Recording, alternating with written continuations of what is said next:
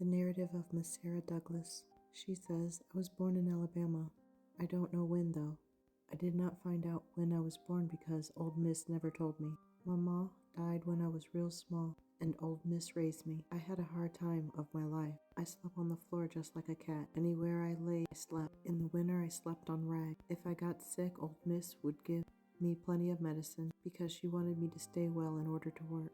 My old master's name was John Buffett, and Old Miss's name was Eddie Buffett. She would fix my bread and liquors in a tin lid and shove it to me on the floor. I never ate at the table until I was 12, and that was after freedom.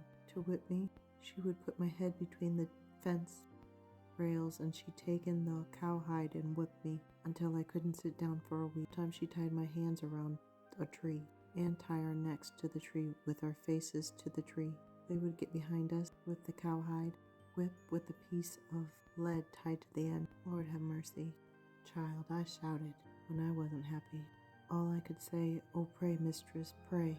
That was our way of saying Lord have mercy. The last whipping old Mrs. give me, she tied me to a tree, and oh my Lord, old Mrs. whipped me that day. That day was the worst whipping I ever got in my life. I cried and bucked and hollered until I couldn't. I gave up for dead and she wouldn't stop. I stopped crying and said to her, oh miss, if I were you and you were me, I wouldn't beat you this way. That struck old Miss' heart, and she let me go. She didn't have the heart to beat me anymore.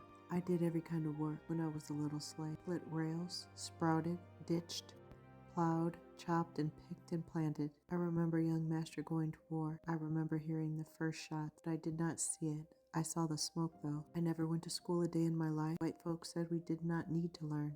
If and we need to learn anything, that they would learn us with that cowhide whip. We went to the white folks' church. We sit in the back on the floor. They allowed us to join their church whenever one got ready to join or felt the Lord forgiven them of their sin. We told our determination. This is what we said. I feel that the Lord has forgiven me for my sin. I have prayed. I feel I'm a better girl. I belong to Master so-and-so, and I am so old. The white preacher would then ask our Miss and Master what they thought about it, and if they could see any changes. They would get up and say, I notice she don't steal. I notice she don't lie as much. I notice she worked better. Then they let us join. We served our mistress and our master in slavery time and not God. I recollect Miss died just after the war. Old Miss was very strict on us, and after she died, we was so glad. We had a big dance in Mrs. Kitchen, and Old Miss came back and slapped one of the slaves and left a print of her hand on her face. The white hand never did go away, and that place was forever haunted after that. Now I don't know how to tell you to get after my age, but I was 12 years old, 2 years after surrender. The picture is of Miss Sarah and Sam Douglas, who was her husband.